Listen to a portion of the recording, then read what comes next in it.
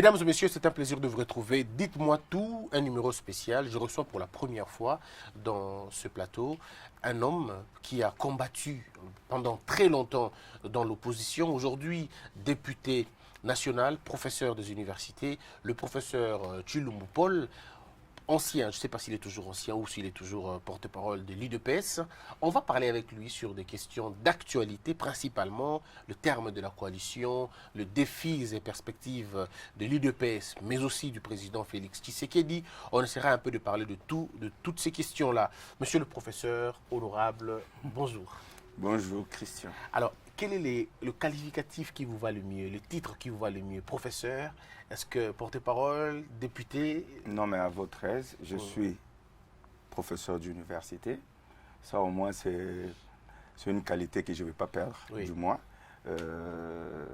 toute ma vie. Honorable député, je le suis. Et je souhaiterais rester député le plus longtemps, possible. Déjà, Thiago, les gens je suis porte-parole de l'UDPS jusque-là. Jusqu'aujourd'hui, je suis le porte-parole de l'UDPS. À votre aise, choisissez... Très bien. Alors, dans toutes vos casquettes, on parlera de tout ça, de tout ça, mais parlons d'abord de votre élection. Est-ce que, monsieur le professeur, au fond de vous, est-ce que la nuit du 23, je veux dire la nuit du 20 décembre, est-ce que vous pensez, est-ce que dans la tête, vous aviez cette idée qu'un jour, le président Félix Tshisekedi, qui était votre frère, votre camarade du parti, est-ce que vous le pensez qu'il serait président de la République? Bon, sincèrement, je dirais qu'on y croyait, mais il y avait quand même des doutes. Parce que, vous savez, ces élections, c'était quand même très complexe. Nous nous sommes battus contre la machine à voter. Et il y avait des pièges du côté de nos adversaires politiques qui nous poussaient à boycotter les élections. Et d'ailleurs, la Mouka est tombée dans ce piège-là jusque pratiquement 2-3 jours avant le jour du vote.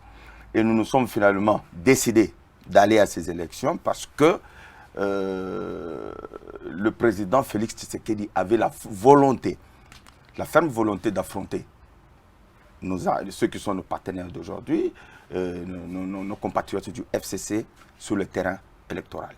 Donc nous savions aussi que nous avions une machine politique qui était réchauffée à tout moment au cas où nos amis du FCC pouvaient faire un hold-up électoral pour nous ravir notre victoire. Donc nous étions préparés.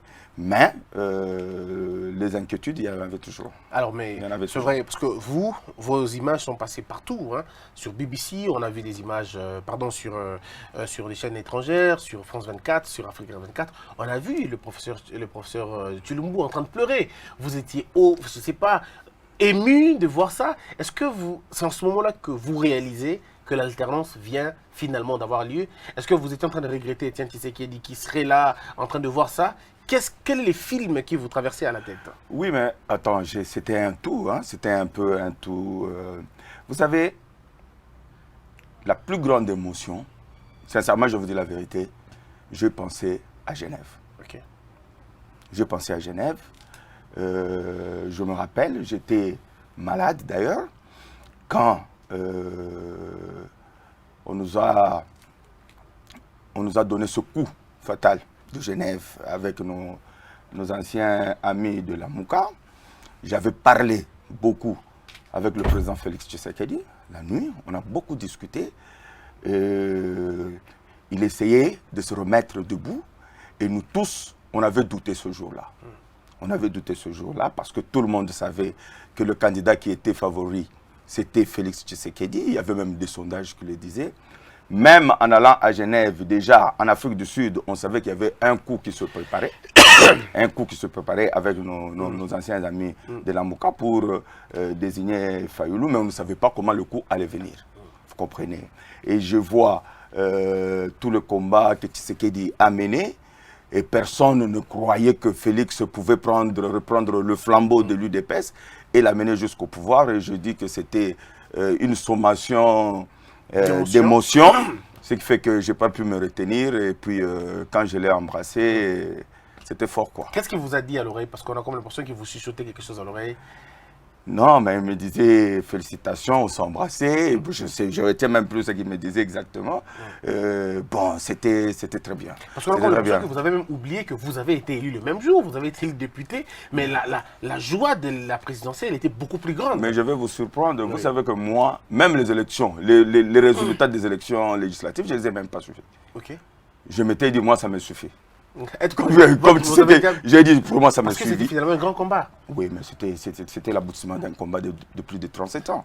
Donc je me suis dit que, bon, et puis je suis allé, le jour où on a proclamé les résultats législatifs, on est venu me réveiller le matin, je n'avais même pas suivi ça de moi-même. Est-ce que Maman Marthe, la femme du président Étienne, dans quel état elle s'est trouvée? Disons, à un moment donné, elle a regretté son mari, elle était contente pour son fils. Oui, mais je ne peux pas parler à sa place, mais je crois que elle devait être très contente. Elle devait être très contente. C'est l'aboutissement du combat d'Étienne Tshisekedi, Ouamulumba, qui fut son mari d'heureuse mémoire. Donc, je crois que non seulement la famille, mais même les Congolais étaient très contents ce jour-là. Les dollars qui étaient à 16 tombent à 13. J'ai dit, c'était de la folie. Bon, peut-être c'est de la spéculation, mais sincèrement, je te dis que c'était des moments très forts, des moments inoubliables de toute notre vie. Alors, en tout cas, du moins politique. Rentrons maintenant dans le coup politique. Parce que là, finalement, les gens pensent que c'est la mort de Étienne Tshisekedi qu'on récompense à la présidentielle, à donner à son fils qui a été avec lui. D'autres parlent d'un deal qui aurait été perpétré dans les silences, dans le noir, dans l'obscurité. Est-ce que vous pensez que ça peut vous retarder, vous? Nous retarder quoi? C'est-à-dire que ça vous bloque, ça vous empêche de glorifier grandement votre gloire? Vous vous reprochez de beaucoup de choses? Non, mais pas du tout, pas du tout. Attendez, nous sommes allés aux élections. Même ceux qui parlent du deal, mais le deal est intervenu quand? Si deal il y en a, c'est après la publication des résultats. Exact. Lorsqu'on publie Tshisekedi comme président de la République, on publie les résultats des élections législatives et nous constatons que le FCC avait la majorité absolue au niveau du Parlement. Il y avait un choix à faire. Et je crois que le président Félix Tshisekedi et l'ancien président Joseph Kabila, ils ont opté pour une coalition parce qu'ils savaient que la cohabitation allait être très difficile. Qui est allé vers l'autre? Non, mais ils se sont appelés. Le président Kabila a félicité le président Félix Tshisekedi. Le président Félix Tshisekedi se sont rencontrés, d'ailleurs plusieurs fois, avant la prestation de serment. Et ils se sont dit qu'il serait souhaitable pour le bien du pays que nous puissions faire une coalition et que nous puissions co-gérer le pays ensemble. Alors, et puis on va dire que le président Félix Tshisekedi se retrouve dans une situation où il n'a pas la majorité au Parlement, le président Kabila se rend compte qu'il n'a pas la tête du pouvoir, et donc ils font ensemble, dans une sorte de coalition, mais on a comme l'impression que cette coalition ne vous fait pas avancer. Cette coalition, au contraire, vous retarde dans beaucoup de choses. Vous réclamez régulièrement la paternité de la gratuité, la paternité des sauts de moutons, la paternité de la volonté, la paternité de la diplomatie internationale. Finalement, on se dit, mais qui fait quoi dans la coalition? Non, mais je crois que ça, ce sont peut-être les gens qui aiment amuser la galerie. Oui. Tout le monde sait qu'à la tête du pays, le président, le garant des institutions, du bon fonctionnement des institutions, c'est le président Félix Antoine Tshisekedi. Dont l'efficacité est mise en doute. Oui, mais les gens peuvent spéculer comme ils veulent. S'il n'était pas aussi efficace, je suis sûr que Katumbi serait toujours en Europe en train d'errer comme il errait. N'est-ce pas? Bemba, il était venu ici, il était incapable d'accéder à son domicile. Il a passé la nuit dans des conditions Il a passé dans des conditions très difficiles. Vous savez, tous les autres leaders politiques qui étaient insécurisés, qui ne pouvaient pas revenir au pays. Faden House qui était scellé pendant plusieurs années. Oui, tu sais qu'il l'a réouvert. N'oubliez pas les cas de Djomindo Mala qui était dans la prison, de Franck Diongo, tous ces gens qui étaient arrêtés par le régime, ils ont été libérés. N'oubliez pas que le président Félix a fermé tous les cachots de l'ANER où on allait mettre les gens sans jugement pendant plusieurs heures. Vous comprenez un peu l'ANER. Voilà. Donc c'est pour dire que les gens peuvent spéculer, c'est de leur droit.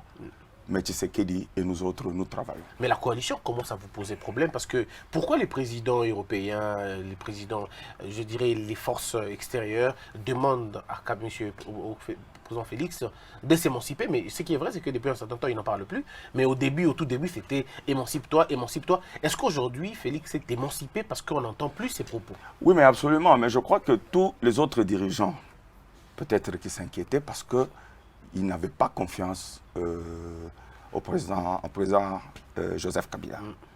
Ils croyaient qu'effectivement, malgré tous les gestes de bonne foi qu'il pouvait poser, il pouvait rester toujours nuisible pour le pouvoir du président Félix Tshisekedi. Mais je crois que l'eau a coulé sous le pont. Aujourd'hui, Félix Tshisekedi et Joseph Kabila, ils se parlent souvent, régulièrement, ils se consultent. Je crois que nous regardons dans la même direction et le président Félix Tshisekedi est excessivement émancipé. Alors, mais ce qui est vrai, c'est que ça commence quand même à compliquer un peu le scénario. Le rapprochement de Kabila et Félix Tshisekedi. Hier, ils étaient pratiquement, je vais dire, des ennemis politiques. On ne va pas dire adversaires parce qu'il y a des membres de l'UDPS qui ont été massacrés. Au parti de l'UDPS, il y a eu beaucoup de cas. Et puis, le rapprochement de Fayoulou et Mozito. Alors, je me pose la question, est-ce que l'opposition n'est pas tombée dans la gueule de Kabila? Absolument non. Attendez, nous avons fait un choix. Je dis, tout ceci découle de Genève. Et je crois que les leaders politiques qui avaient monté le coup à Félix Tshisekedi, c'est eux qui sont responsables de ce qui est arrivé. Parce que tout le monde savait que si Tshisekedi était le candidat unique de l'opposition, je crois, peut-être, la situation n'allait pas être celle que nous vivons aujourd'hui. Bon, Genève a capoté, chacun a fait son chemin, et aujourd'hui, nous en sommes là où nous sommes. Malgré cela, la Mouka est allée quand même aux élections. Je vous rappelle qu'ensemble, Moïse, ils ont à peu près une centaine de députés. Ils siègent dans les institutions. Et nous, nous disons que maintenant, le temps est venu pour que nous puissions regarder devant. Il y a beaucoup de défis qui nous attendent. Nous n'avons pas du temps à perdre dans des polémiques, dans des conciliambules, dans des invectives inutiles. Le problème de notre coalition avec Kabila, je comprends qu'il y a beaucoup qui n'en veulent pas. Je comprends.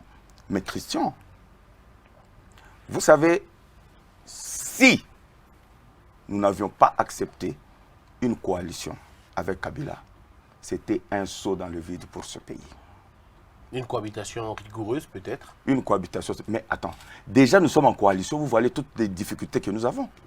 J'ai dit, tu vois les histoires des ordonnances, ministère de portefeuille et tout ça. Mais imaginez-vous si on était en cohabitation, le pays allait s'arrêter. Le pays allait s'arrêter et je crois même peut-être qu'on allait encore tomber dans des guerres civiles. Donc nous avons pensé que les deux leaders ont été plus sages et ils ont vu uniquement l'intérêt du Congo. Alors, alors, on va parler de l'UDPS qui a hérité, disons, qui a pris le pouvoir. Mais on a comme l'impression qu'à l'absence d'une opposition, l'UDPS combine les deux. Vous êtes tantôt dans l'opposition, tantôt dans la partie de l'État. Au sein de l'UDPS, il y a encore des guerres de positionnement. Il y a des indiscrétions qui nous disent que vous, par exemple, vous êtes le mal-aimé de l'UDPS. Vous ne partagez pas la vision de Kaboun, de M. Kaboun. Vous ne partagez pas la vision de M. Kabouya. Vous n'êtes pas en bon terme. Vous avez fait une ligue de professeurs. Et vous pensez que vous allez continuer à gérer le parti avec le titre de professeur. Qu'est-ce qui se passe exactement dans l'UDPS et puis on va passer pour d'autres choses? Oui, mais Christian Bossembe, je vous dis et je vous mets à défi que l'UDPS est le seul parti politique au Congo où il y a un débat. Raison pour laquelle nous n'avons pas des autorités morales, nous n'avons pas de chairman, nous n'avons pas quelqu'un qui est au-dessus, qui tonne et tout le monde tremble, ça n'existe pas. Chez nous, à l'UDPS, nous acceptons la contradiction. Moi, j'accepte le débat. Et c'est ce même débat, de fois, qui donne l'impression qu'il y a un désordre. Mais nous sommes habitués. C'est l'expression naturelle. C'est la démocratie d'abord, au sein de notre parti. Et nous ne voyons pas qui peut museler un combattant. Les combattants s'expriment. Même contre la coalition, ils s'expriment, vous suivez dans les médias, ils s'expriment, ils disent que Tobo Yango, tu comprends? C'est ça l'école de Tian Tshisekedi. Et nous avons grandi dans cette école-là. Il est tout à fait normal qu'il arrive deux fois, on ne partage pas le même point de vue. Même quand on était, le président Félix Tshisekedi était le président de l'UDPS, je vous dis qu'on faisait des débats, des fois des nuits entières. Vous étiez même candidat à l'élection comme lui. Oui, comme lui. Candidat, on avait fait même un débat contradictoire avec l'actuel président de la République pour accéder à la tête du parti. Donc c'est toute une école. Alors, les gens qui sont habitués avec les autorités morales, ou quand on dit mettez-vous en rang, tout le monde en rang, couchez, rampez, tout le monde rampe, ils n'arrivent pas à intérioriser cette dimension du débat politique au sein de l'UDPS. Est-ce que vous êtes en bon terme avec le secrétaire général de l'UDPS? En tout cas, c'est que je sache, on n'a aucun problème. Augustin Kabouya, oui. c'est de lui que tu parles. D'ailleurs, il m'appelle toujours Wanzambi. Donc, Moutouna Nzambe, on s'appelle affectueusement. Non, on n'a pas de problème, mais on peut avoir des contradictions. C'est tout à fait normal. Je dis, c'est tout à fait normal. Je n'ai pas de problème personnel. Mais des fois, je peux ne pas être d'accord de la manière dont ils sont en train de gérer le parti. Pourquoi vous n'avez pas été ministre? Ah, c'est pas moi qui nomme ministre. Hein? Mais pourquoi je devais être ministre? Oui. Attends, il y avait combien de postes? Tout le monde ne pouvait pas être ministre. Attendez, moi, je suis déjà un député national. OK? Vous savez, lorsque nous sortons de 37 ans de l'opposition, vous savez, il y a combien de cadres qu'il faut servir? Vous comprenez? Nous qui avions eu cette chance d'être élus député national, et je crois que si le président a estimé qu'il fallait d'abord servir aussi d'autres camarades de lutte, moi je n'y vois aucun inconvénient. Très bien. Donc alors, ça pose aucun problème. Revenons sur la question du bilan, monsieur le professeur. Ça fait 9 mois que Félix Tshisekedi est au pouvoir. C'est vrai qu'il y a des avancées, mais certains Congolais estiment que les avancées ne sont pas aussi à la hauteur de l'attente de la population. Est-ce que vous comprenez le point de vue des gens ou vous pensez qu'ils sont peut-être trop sévères, ils sont peut-être trop demandeurs aussi? Non, ils ne sont pas trop sévères. Vous savez, quand quelqu'un a faim, il a envie de manger. Il n'entend pas raison. Il n'entend pas raison. Quand quelqu'un a faim, il est pressé d'avoir la nourriture. Mais je crois qu'il serait quand même aussi excessif, n'est-ce pas, de chercher à dire que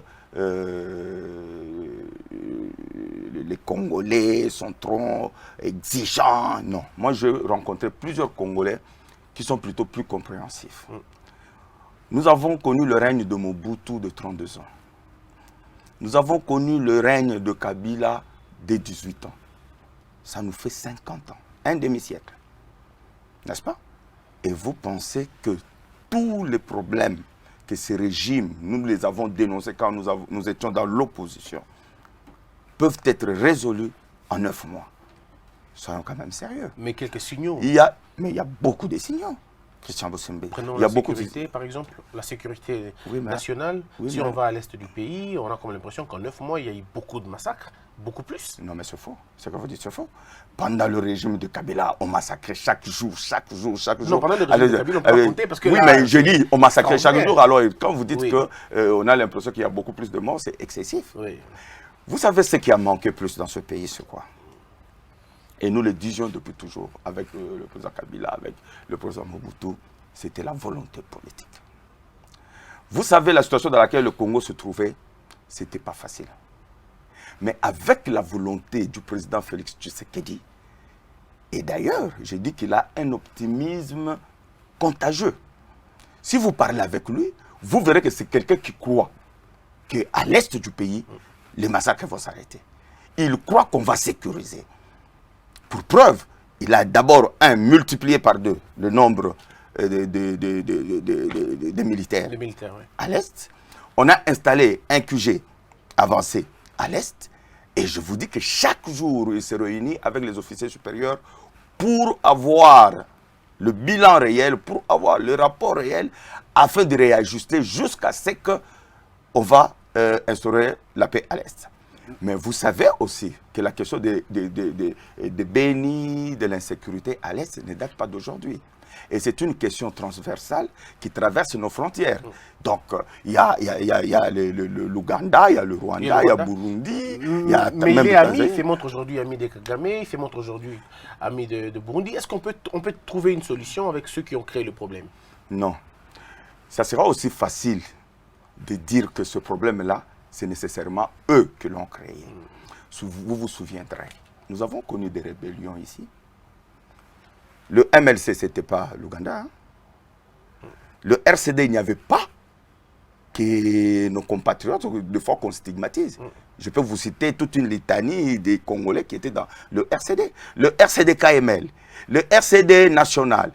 Et vous comprendrez CNDP, M23. Il y avait des Congolais, même il y avait la mère Mende, l'actuel président du Sénat, Roger Lumbala, Moussa Nyamouissi. Tous ces Jean-Pierre Bemba, Jean-Pierre Bemba lui-même, et Antoine Gonda, donc tous ces compatriotes. C'est pourquoi je dis qu'on ne va pas résoudre le problème en pointant uniquement le doigt au pays. Parce que, vous savez, aujourd'hui, l'insécurité qui sévit chez nous, demain peut se déporter dans leur pays. Vous comprenez? Ne pensez pas que le Congo sera toujours faible comme il a été pendant plusieurs années. Donc moi, je crois que le problème, s'il faut le résoudre, il faut le résoudre globalement. Parce que tous ces groupes armés, la plupart ont des bases arrières dans ces pays-là. Vous comprenez? Aujourd'hui, vous pouvez poursuivre les ADF. Du moment où ils traversent la frontière avec le Rwanda, vous ne pouvez pas aller là-bas. Parce que si vous allez là-bas, vous avez violé leur pays. Donc ça peut même engendrer une guerre. Donc je crois que l'approche du président Félix Tshisekedi était la meilleure. Parce qu'il s'est dit que le drame qui se passe chez nous ne profite pas à l'Afrique. On lui reproche Si nous voulons que notre sous-région puisse se développer, il y a moyen de le faire, mais en continuant, en commençant plutôt par pacifier notre sous-région.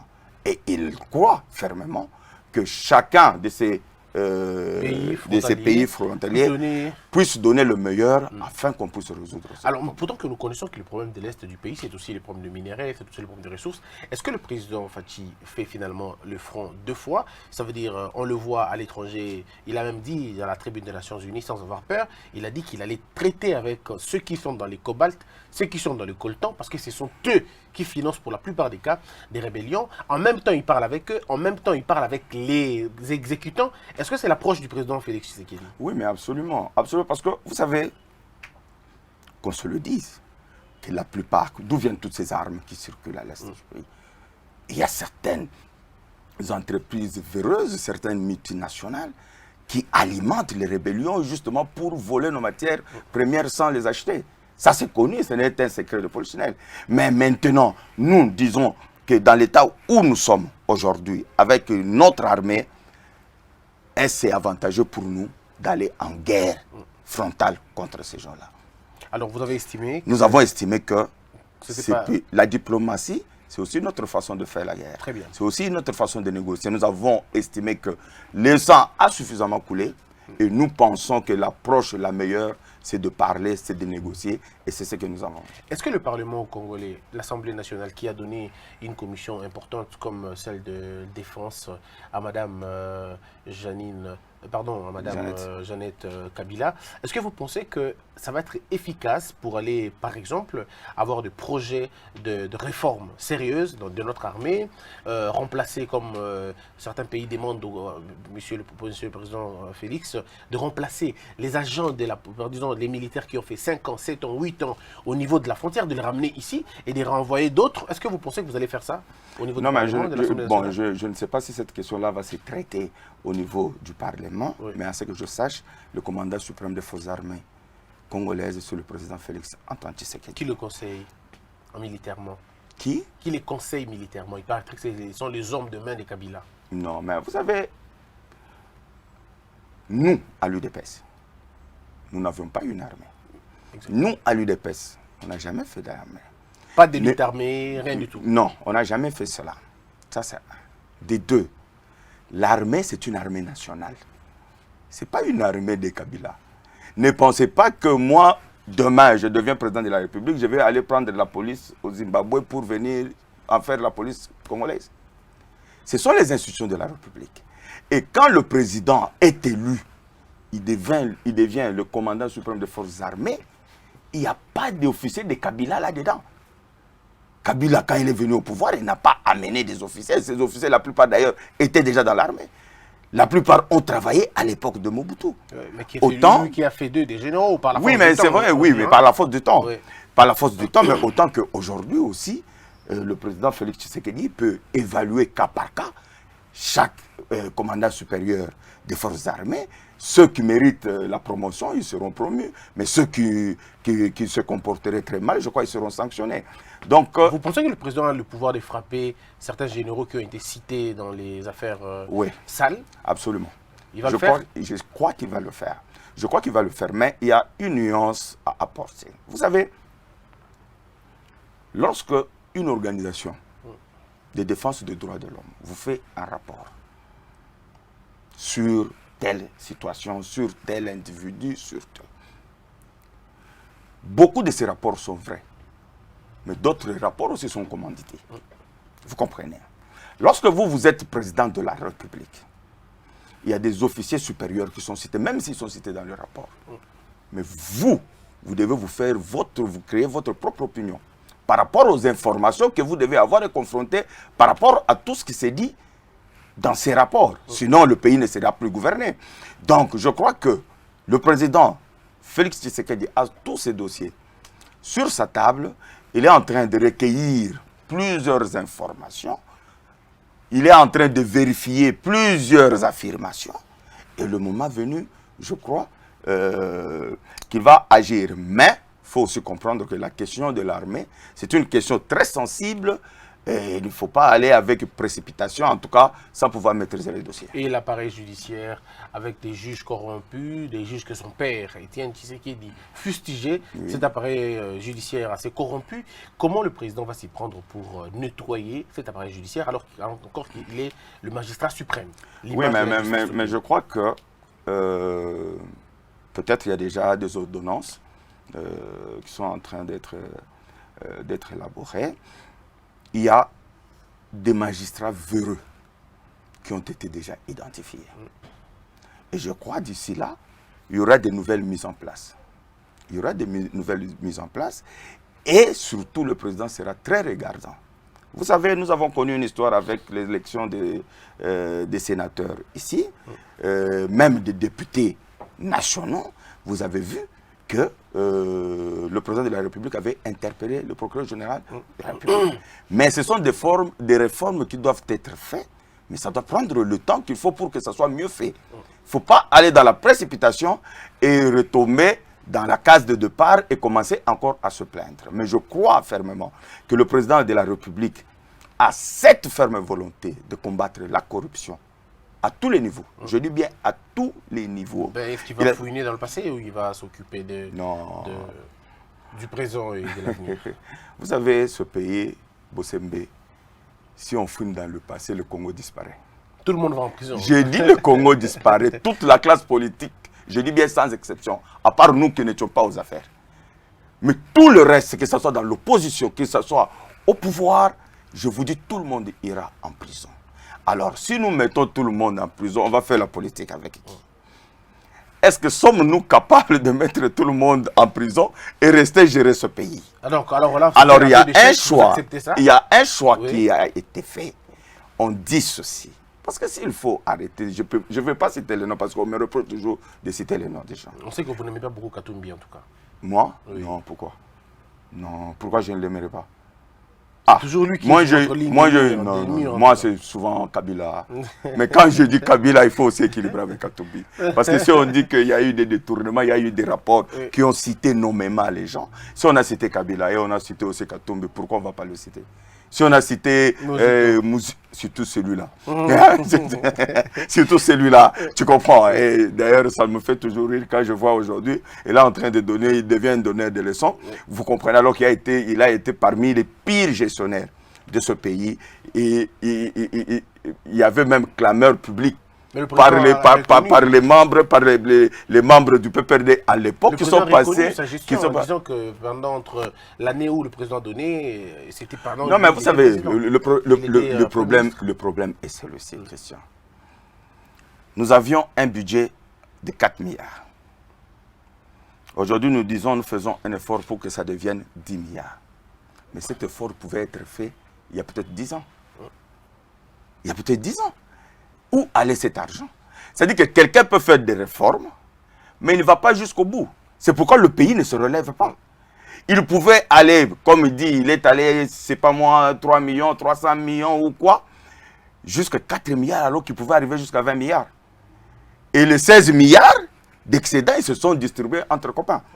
Vous comprenez? Donc nous disons seulement que nous ne pouvons pas finir. Très bien. Nous ne pouvons pas finir, sinon ça sera des guerres civiles, ça sera de l'instabilité. On est toujours dans les 9 mois. Parlons toujours dans le cadre de 9 mois, maintenant parlons du cadre économique du pays. Professeur, vous êtes sans l'ignorer que le peuple congolais continue toujours à souffrir. Je veux dire, il n'a toujours pas le pain comme il faut, il n'a toujours pas à manger, la situation elle est toujours difficile. Qu'est-ce qu'on attend finalement? On attend que Fachi maîtrise d'abord tout et puis il produit des politiques ou qu'est-ce qui se passe exactement? Non, le dollar est toujours en hausse.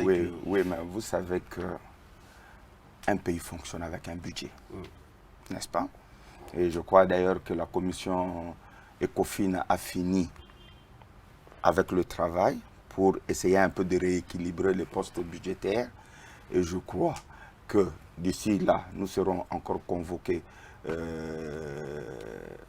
au Parlement, n'est-ce pas? Pour pouvoir, cette fois-ci, adopter définitivement le budget, l'envoyer au Sénat, on adopte, et c'est là où le pays va fonctionner avec de l'argent. Parce que maintenant, il n'y a pas d'argent. Maintenant, il n'y a pas d'argent. On marche, on fonctionne avec des urgences.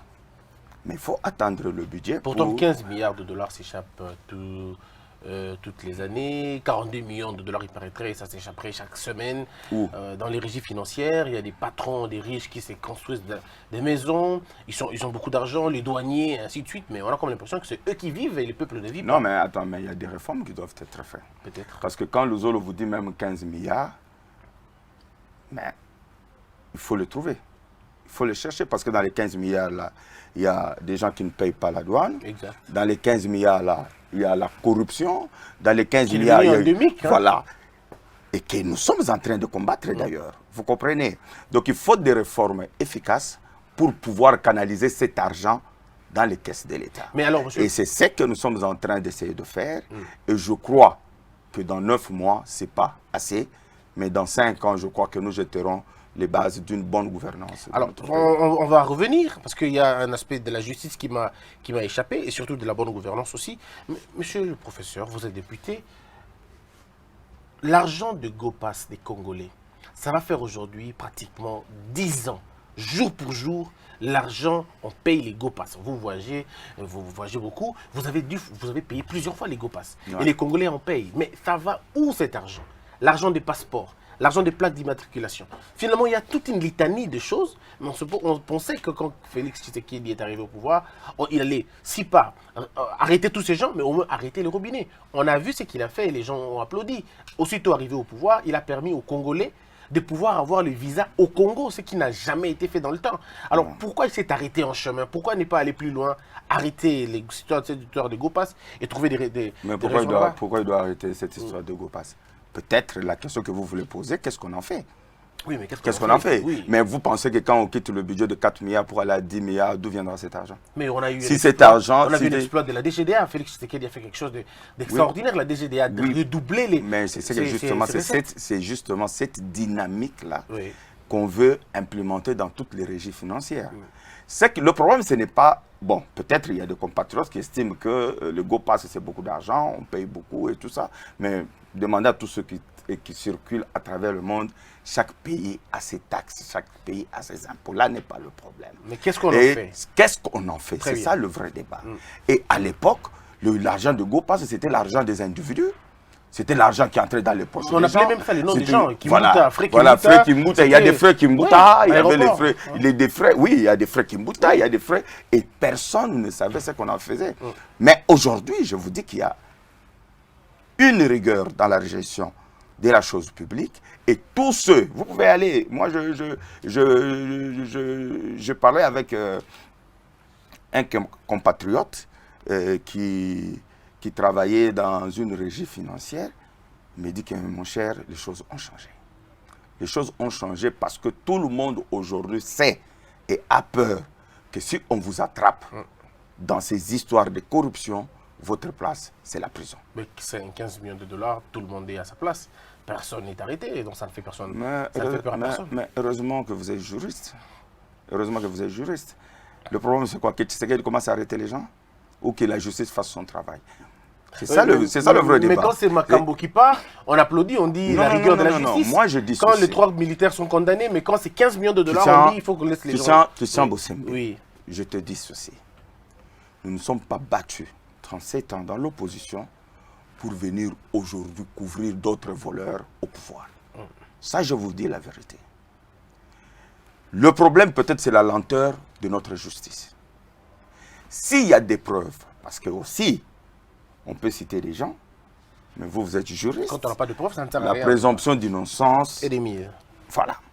Donc, moi, je vous dis, en tout cas, personnellement, je ne soutiendrai aucun cadre, même de mon parti, qui va tremper dans la corruption.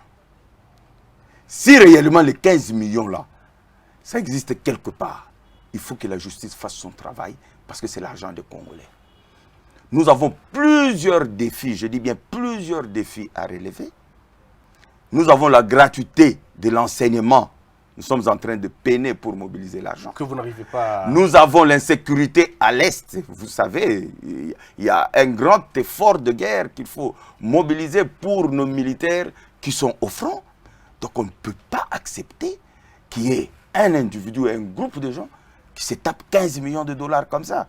Non mais c'est impossible. Moi, en tout cas, je soutiendrai la justice s'il y a des preuves qu'il y a des gens qui ont pris cet argent, qu'ils aillent en prison. Les rapports internationaux sur les fosses communes, les fosses de Massina, de Maluku, pardon, Kamweno Sampou, affaire Yumbi, et 6 millions de morts à l'est du pays, j'ai toujours du mal à prononcer cette organisation, Human Rights Watch. Human Rights Watch. Yes. Cette organisation a demandé, même l'ambassadeur américain, ils ont tous demandé qu'on prolonge les sanctions jusqu'à Kabila. Mais on a comme l'impression que les cadres de l'UDPS, vous n'en parlez pas beaucoup, mais c'est plutôt la base de l'UDPS qui soutient ces rapports-là. Non, mais qu'est-ce que vous allez en faire? Même pas. Je voudrais poser la question franchement. Oui, franchement. Que devient Kabila? Non, que devient Kabila et son empire? Non, mais Kabila, son empire, il est au pays. Kabila, c'est un Congolais, il est chez lui. Son empire, c'est le FCC. Aujourd'hui, le Congolais, il lui refusait d'être Congolais. Vous lui avez donné la nationalité aujourd'hui. Ah bon, moi, je n'entre pas dans cette polémique. D'accord. Je ne sais pas si le président Etienne Tshisekedi avait des éléments qui n'étaient pas congolais. Après lui, Zongisa na Rwanda. Zongisa na Rwanda. Oui, c'est vrai. Oui. Mais moi, personnellement, je n'ai pas de preuve qu'il était rwandais. D'accord. Alors, je vais dire seulement que le FCC, c'est une force politique, il faut le reconnaître. Ils sont majoritaires au Parlement, ils sont majoritaires. Ils ont l'essentiel du pouvoir. Ils ont l'essentiel du pouvoir exécutif. Il faut être intelligent pour conduire ce bateau-là. Si on tombe dans les pièges, parce qu'on dit qu'il faut arrêter Kabila, il faut arrêter tous les gens du FCC, il faut les mettre en prison, je crois que nous tomberons dans ce piège pour perdre ce pays et le morceler. Je me rappelle encore même de notre compatriote Fayoulou. On lui avait posé, quand il était encore candidat, on lui avait posé une question par Christian Lusakoueno. Qu'est-ce qu'il fera de Kabila? Il avait dit que Kabila est chez lui. Il est congolais, il sera chez lui, il va vaquer à ses occupations, et voilà. Donc je crois que nous sommes dans la même approche. Nous pensons que des fois, il y a un sacrifice à faire pour garder ce Congo uni. Vous comprenez? Il ne faut pas tomber dans le piège de... Enfin, je ne sais pas le mot qu'il faut. Il ne faut pas tomber dans ce piège où on croirait que arrêter Kabila, par nous, serait la solution. Et si là, ce pays serait la solution. Ah, mais oui. Mais le président l'a déjà dit. Si les instances internationales qui ont suffisamment de moyens trouvent qu'ils peuvent venir mettre la main sur lui, qu'ils viennent mettre la main. S'ils ont des choses à lui reprocher. Vous comprenez? Le président a dit, pour ce qui est des crimes contre l'humanité, pour ce qui est des crimes de guerre, il ne va protéger personne. Ça, il a dit. Il va protéger personne. Mais ne lui demandez pas, lui, d'aller fouiner dans le passé parce qu'il a beaucoup de choses à faire pour les Congolais. Alors, est-ce que... Ce que les Congolais attendent aujourd'hui, c'est comment avoir du travail, c'est comment se nourrir, c'est comment se faire soigner, c'est comment envoyer les enfants à l'école, c'est comment. Et je vous dis que ces défis sont énormes. Si nous commençons la chasse à la sorcière, on peut faire même 5 ans sans terminer. Et puis vous avez la possibilité d'avoir encore une fois la recrudescence des violences à l'est du pays. Certains groupes armés peuvent encore revenir pour dire que nous nous battons parce que nous réclamons et tout ça. Et je crois que le Congo n'en a pas besoin pour le moment. Alors, monsieur le professeur, on va terminer parce qu'il ne nous reste plus que 5 ou 6 minutes. Comment voyez-vous cette illustration que je vais faire tout de suite? Le PPRD a touché le Palou a été finalement détruit. Aujourd'hui, vous êtes en alliance avec le PPRD. Avez-vous peur de subir la situation du Palou? Même pas, nullement.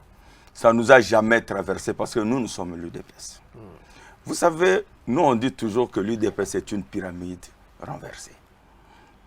Et je me souviens encore d'une maxime d'Étienne Tshisekedi qui disait que l'avenir de ce parti n'est pas entre les mains des pères fondateurs, ni entre les mains des cadres. L'avenir de l'UDPS est entre les mains de la base. C'est la première fois qu'on avait utilisé le mot base, base, base, base, base. Donc nous sommes un grand parti, nous avons une base consciente, formée, éduquée, qui ne laissera jamais un dirigeant, un cadre du parti aller s'aborder l'intérêt suprême de notre parti. Donc nous tous qui sommes cadres dans ce parti, nous sommes conscients que nous travaillons pour notre parti, nous travaillons pour notre base et nous travaillons pour notre peuple. Comment vous avez... Donc on ne disparaîtra jamais. Et je vous rappelle encore, je vais vous dire encore une chose. Vous voyez cette permanence-là. Quand Étienne achète ça, il dit, je ne veux pas que mon parti finisse comme le parti de Mary Lumumba, le parti de Kasavubu, le parti de Mobutu, etc. Qui meurent après leur président. Voilà. Le impère, il est où? On n'en sait même plus. Le MLC, Lumumba, le MNC et tout ça. Et c'est pour ça qu'il avait acheté cette permanence-là. Donc, je crois que nous sommes dans la vision de notre héros, dans la vision de notre maître, et l'UDPS subsistera tant que le Congo subsistera. Comment voyez-vous aujourd'hui les propos du premier vice-président de l'Assemblée nationale? Vous avez été indigné par ces propos quand il demande aux gens de faire attention, sinon ils vont apprendre à nager?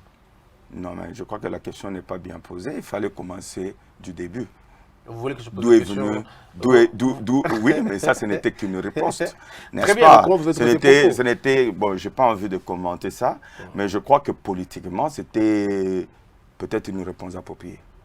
Parce qu'on ne peut pas comprendre. Et puis finalement, il y a un silence. Hein, de l'autre côté. Oui, mais justement, mais j'ai dit politiquement, c'était une réponse appropriée parce qu'on ne peut pas comprendre que nos partenaires avec lesquels nous sommes dans un même gouvernement puissent vous attaquer. Puissent nous attaquer. On ne peut pas comprendre nos partenaires qui ont géré ce pays avec des scandales de corruption avérés, documentés. Que vous avez accepté de couvrir. Non, on n'a pas accepté de couvrir. Nous avons accepté de sauver le Congo. Oui, ce sont deux choses différentes. Nous avons accepté. Je vous dis qu'on va arrêter tout le monde, Bossembe. Peut-être tu seras le premier à nager. Alors, je vous dis. Quand même, pour le crime de sang. Le crime de sang, ils seront rattrapés. Ah, ils seront rattrapés. On veut bien ils ça. seront rattrapés. Ouais. Même le président Félix a dit qu'il ne va pas couvrir les crimes de sang, les crimes contre l'humanité. Ouais. Il ne va pas courir. Le moment venu, je crois qu'il y aura des procès. Même toi, tu es libre, tu peux intenter un procès, tu as de la documentation. Soutenez-moi, on va le faire. Protégez-moi, je le ferai. Non, mais tu n'as pas besoin de tuer dans ton pays, tu seras protégé. Tu seras protégé. Si tu as un dossier, mais allez en justice. Alors, nous allons mobiliser. La question de Minembwe, est-ce que vous en pensez? Aujourd'hui, vous êtes député national. Est-ce que vous avez peur que Minembwe soit annexé au Rwanda ou qu'une communauté qui s'appelle la communauté Banyamulenge serait en train de jouer à un jeu de la victimisation et tout ça? Comment voyez-vous cette affaire? Non, mais je crois que cette question, elle est un peu complexe. Mais ce que nous voulons, nous, c'est la paix. Et je peux vous garantir que Sabo Sembe, pas un seul kilomètre de notre territoire pourra être annexé au Rwanda. C'est une chimère, ce sont des rêveries. Vous comprenez? Nous avons une armée pour défendre l'intégrité nationale.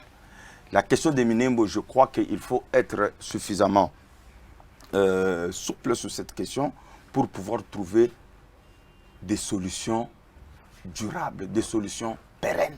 Vous comprenez, on ne peut pas être plusieurs communautés qui habitent ensemble. Chaque 2 ans, chaque 3 ans, il faut qu'il y ait des morts, il faut qu'il y ait des tueries. Et je crois que tous les leaders du Kivu ont été reçus dernièrement par le président de la République pour leur dire qu'il faut qu'il travaille pour la réconciliation nationale. Il faut qu'il travaille pour la communion entre le peuple. Le Congo ne gagnera pas. Même les Banyamulenge là, ils ne sauront pas prendre ces territoires-là et habiter seuls là-bas. Ils seront toujours en insécurité. Mais tout le monde gagnera s'il y a la paix. Tout le monde gagnera s'il y a le respect de loi. Tout le monde gagnera s'il y a l'amour. Donc je crois que c'est une question qu'il faut résoudre, mais il faut avec un peu plus de diplomatie, parce que je crois quand même qu'elle est trop sensible. Alors, monsieur le professeur, on a terminé cette émission. La présidence de la République, c'est vrai, on a l'impression que Félix Tshisekedi est le seul à se battre pour son image. Tantôt, on le voit en train de communiquer pour lui-même, tantôt, on le voit en train de parler pour lui-même. Est-ce que vous pensez aussi, comme beaucoup, que le cabinet, il est très mal disposé et que c'était un très mauvais choix de placer Vital Kamerhe, qui avait des ambitions présidentielles, aux côtés de quelqu'un qui était président? Est-ce que vous pensez que c'est comme ça que les choses doivent se passer, ou vous pensez, comme tout le monde, comme les certains, que ce n'est qu'une question de temps, les choses vont se redynamiser de soi et les choses vont aller après? Non, après mais les scandales qu'on a appris. Hein. Moi, je ne sais pas ce qu'on reproche exactement à Vital Kamerhe. Des pas de gré, de passation de marché gré à gré, de routes qui sont mal faites. Moi, je dis seulement ceci. Au lieu de continuer à se lamenter, portez plainte. Vital Kamerhe, c'est un citoyen comme tous les citoyens. Il n'est pas au-dessus des lois. Si nous avons prêché pour un état de droit, si réellement, parce que beaucoup de gens racontent des histoires à la télévision, ils n'ont pas de preuves. Quand on va les poursuivre, ils vont dire on a arrêté un journaliste, on a arrêté ceci, diffamation, cela. Moi je dis, si c'est vrai, mais le procureur général de la République, il vous suit chaque jour, qu'il s'en saisisse. Moi je ne crois pas qu'il y a un seul Congolais qui est au-dessus de la loi. C'est ça l'état de droit. Que vous en Donc on ne peut pas arrêter les uns, des fois pour des infractions bénignes, et les autres, on les laisse si réellement il y a infraction. Le cas avec Moukébaï, par exemple, il croupit en prison aujourd'hui. Non, mais qu'est-ce que tu veux que je dise de son cas? C'est un député comme vous. Oui, mais il est député, mais il lui est reproché plusieurs choses. Vous êtes journaliste, vous savez comment votre collègue se comportait. On ne peut pas se mettre tout le temps à insulter les gens. L'injure, c'est une infraction. Exact. Et vous insultez des pères de famille. Vous dites que vous êtes député national. Pour quelle moralité? C'est un problème. Et c'est pourquoi Etienne Tshisekedi disait toujours qu'il faut commencer par moraliser cette classe politique. Elle est pourrie. Moi, je ne me vois pas, moi, père de famille. Je passe chaque jour à la télévision pour insulter les gens. Quelle est l'éducation? Quelle est l'exemplarité? Qu'est-ce que vous dites à vos enfants? Ou peut-être pour dénoncer. Et même quand vos enfants... Non, dénoncer, il faut dénoncer. Mais il faut dénoncer dans les limites de la loi. Il faut dénoncer dans les limites de la loi. Vous ne pouvez pas vous mettre, vous insulter Tshisekedi, vous insultez sa mère, vous insultez son père, vous insultez Tshisekedi, tout le monde, Moutou Polele. Donc il n'y a que toi qui as la tête remplie. Personne n'est maillé. Et ça, c'est... Non, mais attends. En tout cas, je crois... Peut-être que là où il est, il pourra se ressaisir, n'est-ce pas? On dit que l'erreur peut-être est humaine, mais persévérer, c'est diabolique. Je crois qu'il faut quand même une petite dose de moralité. Et là où il est, je crois qu'il lit un peu la Bible, il médite un peu, et je crois que l'Esprit de Dieu pourra l'aider. Alors, monsieur le professeur, vous allez regarder la caméra, notre cartouche. Je vous poserai de petites questions que vous répondrez par oui ou par non, ou vous donnerez juste des noms des gens, ou vous ne donnerez pas, c'est à vous de voir. Une question qui vous semblera difficile, on laisse passer. D'accord. Alors, on commence. Monsieur le professeur, s'il faut qu'il y ait un homme qui porte la responsabilité de la destruction de ce pays, comment va-t-il s'appeler? Vous voulez un homme? Un homme. Non, ça ne sera pas juste de citer un homme. Mais il y a plusieurs hommes. Bon, le parti politique qui a détruit ce pays. Comment s'appelle-t-il? En tout cas, tout récemment, c'est le PPRD.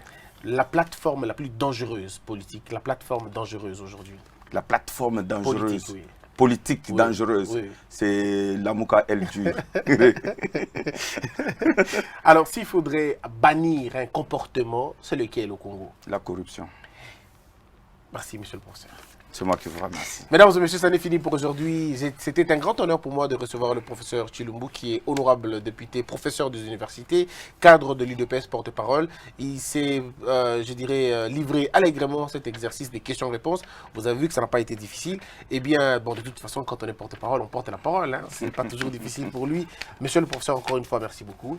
C'est moi qui vous remercie, Christian Bossembe, pour votre invitation et toutes mes félicitations. Je sais d'où vous venez. Merci. J'étais avec vous à Africa TV, Oui. avec ma regrettée sœur Esther Abedi. Je vous ai vu évoluer avec Laurent Onyemba. Oui. Je vous ai vu à la RTGA. Et aujourd'hui, vous êtes un self-made un patron Merci. de votre agence. Merci beaucoup. Congo Buzz. En Oui. tout cas, toutes nos félicitations. Merci beaucoup. Mesdames et messieurs, ça n'est fini. On se retrouve très prochainement. Que la peur quitte nos esprits et que Dieu bénisse la RDC. Merci. Merci beaucoup. Allez.